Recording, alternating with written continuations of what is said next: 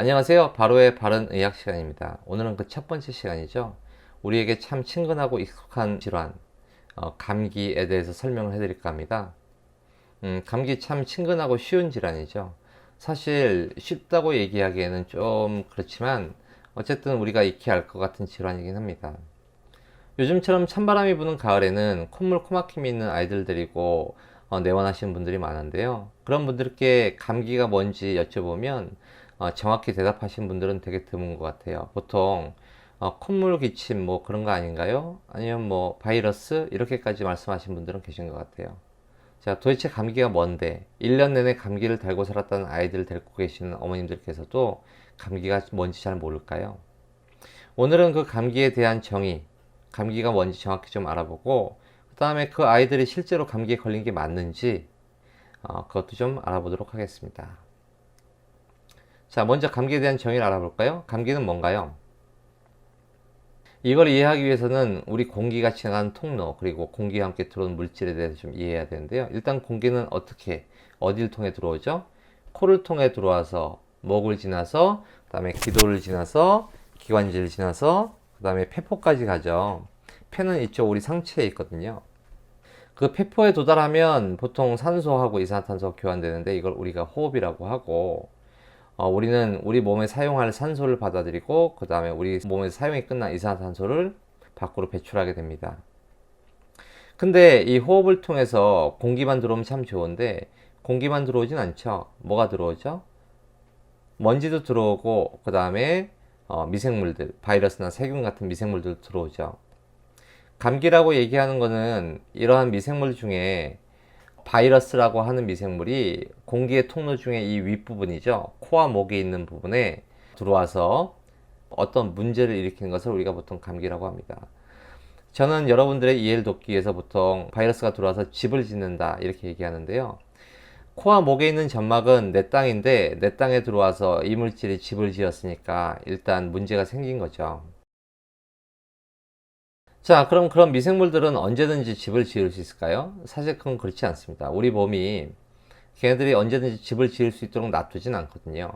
자, 그럼 어떤 경우에 얘네들이 집을 지을 수 있을까요? 사실 바이러스도 살아있는 생명체, 사실은 반쯤 살아있는데, 그건 후에 말씀드리기로 하고, 반쯤 살아있는 생명체이기 때문에 살아가기 위해서는 환경이 좀 맞아야 됩니다.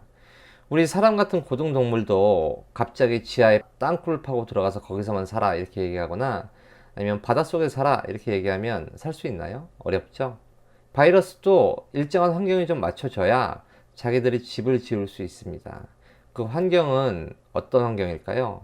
저는 보통 두 가지로 말씀드리는데 그 중에 하나는 집을 짓는 곳의 온도 그리고 하나는 습도입니다. 자, 그러면 어떤 온도, 어떤 습도에서 바이러스가 집을 지을 수 있을까요? 우리가 언제 감기에 잘 걸리죠? 지금처럼 가을 또는 추운 겨울에 감기에 잘 걸리죠? 요즘에는 여름에도 에어컨 때문에 좀 문제가 되긴 하는데요. 예전에는 35도에 가까운 온도 그리고 70% 가까운 습도를 그냥 몸으로 버텨야 됐는데 물론 그게 힘들긴 했지만 감기에 걸리는 일은 되게 드물었습니다. 이렇게 말씀드리면 제가 힌트를 좀 많이 드린 건데요. 그럼 바이러스는 언제 우리 코와 목에 들어와서 집을 지을 수 있는 걸까요? 다 아시겠죠? 코와 목의 온도하고 습도가 평상시보다 떨어졌을 때만 집을 지을 수가 있습니다. 자, 가을이나 겨울 그리고 여름이라 하더라도 옷을 얇게 입고 에어컨을 틀고 잠을 잤으면 차고 건조한 공기가 코와 목으로 들어와서 코와 목의 온도하고 습도를 떨기거든요. 그때 바이러스가 집을 짓게 되는 거죠. 자, 물론 찬 공기 좀 쐈다고 감기에 다 걸린다면 그것도 이상하죠.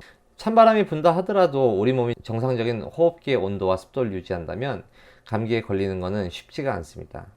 그럼 차고 건조한 공기가 들어올 때 우리 몸은 어떻게 해서 일정한 온도하고 습도를 유지하게 될까요? 먼저 습도부터 말씀드리겠습니다. 자, 건조한 공기가 불어옵니다. 코 안이 말라가고 있어요. 감기에 걸릴 것 같아요. 그럼 우리는 코의 습도를 어떻게 높일 수 있죠? 보통 이렇게 말씀드리면 대부분 가습기를 튼다 이렇게 말씀하시는데요. 사실 우리 몸에는 천연 가습기가 있습니다. 바로 콧물이죠.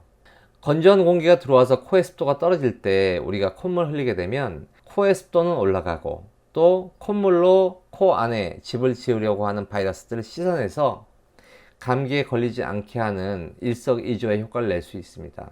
그러니 아이들이 건조한 공기를 마셨을 때 흘리는 콧물은 실제로 감기에 걸린 것이 아니라 감기에 걸리지 않기 위한 일종의 방어수단인 셈이죠.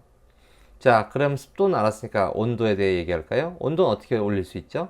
자, 이렇게 여쭤보면 어머님들이 열을 낸다 이렇게 얘기하시는 분들이 많은데, 사실 열을 온몸에 내는 거는 효율적이지 않습니다. 일단 힘도 들고 그 다음에 에너지 소비가 너무 많거든요.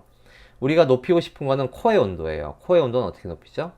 정답은 콧구멍을 좁히는 겁니다. 쉽게 얘기해서 코에 공기가 지나가는 통로를 좁히면 되는데, 그거는 코 안에 있는 조직들이 부어오르면 됩니다. 나중에 말씀드리겠지만 우리 조직이 부어오르면 항상 거기엔 열이 나거든요. 그렇기 때문에 코 안에 있는 조직들이 부어오른다는 것은 들어오는 찬 공기의 유입을 막으면서 코 안의 온도까지 높이는, 어떻게 보면 감기에 걸리지 않기 위해서 이것도 또한 일석이조의 효과를 낼 수 있는 것이죠. 자, 그럼 마무리하기 전에 질문을 하나 드리겠습니다. 어떤 아이가 가을에 밖에 나가 놀았어요. 그럼 이 친구가 집에 들어왔는데 콧물을 흘리고 코막힘이 좀 생겼습니다. 자, 그럼 이 친구는 감기에 걸린 걸까요? 아니면 감기에 걸리지 않기 위한 노력을 한 걸까요? 두 번째죠. 자, 그럼 이 친구는 앞으로도 계속 나가 노는 게 좋을까요? 아니면 집에만 있는 게 좋을까요? 당연히 나가 놀아야죠. 자, 이제 마쳐야 될 시간인데요. 저는 오늘 원래 말씀드리고자 했던 감기의 내용 중에 한 10분의 1 정도 한 것 같습니다. 오늘 제가 세 가지 말씀드렸거든요. 첫 번째가 뭐죠? 감기의 정의.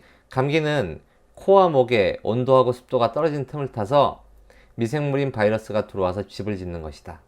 두 번째, 감기에 걸리지 않기 위해서 우리 몸은 어떤 노력을 한다? 콧물 흘려서 코의 습도를 높이고 이물질을 씻어내며, 코를 붓게 해서 코의 온도를 높이고 찬 공기의 유입을 막는다. 자, 세 번째, 가을 또는 겨울에 아이들이 찬 공기를 맞으면서 밖에서 뛰어놀았어요. 이때 흘리는 콧물과 코막힘, 이런 증상들은 감기에 걸린 것이다, 아니면 감기에 걸리지 않기 위해 노력을 한 것이다. 정답, 감기에 걸리지 않기 위한 노력을 한 것이다. 자, 이 세 가지는 꼭 잊지 말아야 합니다. 물론 이렇게 말씀드리면 많이들 질문하시죠. 콧물 코막힘이 좋은 거면 그럼 뭐 병원에 안 가도 되겠네, 뭐 이렇게 말씀하시거나, 우리 아이는 당신이 얘기하는 것보다 훨씬 더 콧물이 많이 나서 생활이 어렵다, 그래도 놔두란 말이냐, 우리 아이는 코 막혀서 잠을 못 잔다, 그것도 좋은 거냐. 그러면 높은 온도 높은 습도에서는 감기에 안 걸리니까 그럼 1년 내내 난방하고 가습기 틀고 살면 되겠네, 여러 가지 질문이 있을 수 있겠죠. 또는 뭐 이런 경우도 있습니다. 우리 아이는 감기인 줄 알고 병원에 갔었는데 감기 아니란다, 비염이란다. 그럼 그것도 괜찮은 거냐, 이렇게 얘기하시면 제가 물어보죠. 그럼 비염이 뭔가요? 이렇게. 자, 아마 제가 앞으로 어머님이 갖고 계신 질문들이나 의문점들에 대해서 대부분 답변을 해드릴 수 있을 겁니다. 그것도 아주 명확히. 그러니까 조금만 시간을 주십시오. 자, 감사합니다. 이제 첫 시간이 끝났네요. 위에서 열거한 그런 질문들에 대한 대답을 포함해서 앞으로도 많은 말씀을 드릴 겁니다. 제가 이 유튜브 방송을 통해서 말씀드리고 싶은 것은 우리 몸이 얼마나 상식적이고 규칙적이며, 그리고 나를 보호하기 위해서 또는 내 생명을 지키기 위해서 노력하고 있는가를 말씀드리고 싶어서입니다. 실제로 여러분들이 위협을 느끼는 증상들이 알고 보면 내 생명을 위협하는 게 아니라 내 생명을 지키기 위한 증상들이라는 것을 꼭 아셨으면 좋겠거든요. 앞으로 제 얘기를 들어주신다면 여러분들의 건강, 그 다음에 여러분들 가족의 건강, 여러분들의 아이들의 건강을 지키는데 큰 도움이 되실 거라고 생각합니다. 자, 그럼 이어서 두 번째 시간에는 그렇게 노력했음에도 불구하고 만약에 내가 감기에 걸렸다면 우리 몸은 그 문제를 해결하기 위해서 또 어떠한 노력을 기울이는지에 대해서 말씀드리도록 하겠습니다. 감사합니다.